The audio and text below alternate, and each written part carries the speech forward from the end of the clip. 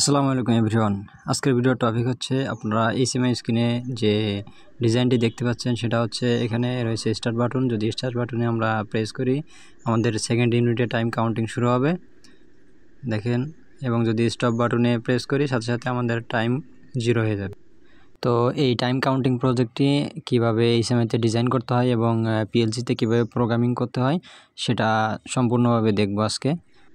তো প্রথমে আমরা অ্যাড নিউ ডিভাইস থেকে এখানে কন্ট্রোলারে যাব। কন্ট্রোলার থেকে S7300 থেকে সিপিইউ থেকে এখান থেকে একটি সিপিইউ আমরা সিলেক্ট করে নিব।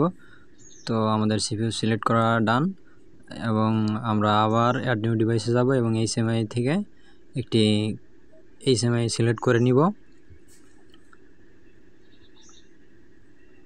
তো দেখেন আমাদের এইচএমআই সিলেক্ট করা ডান।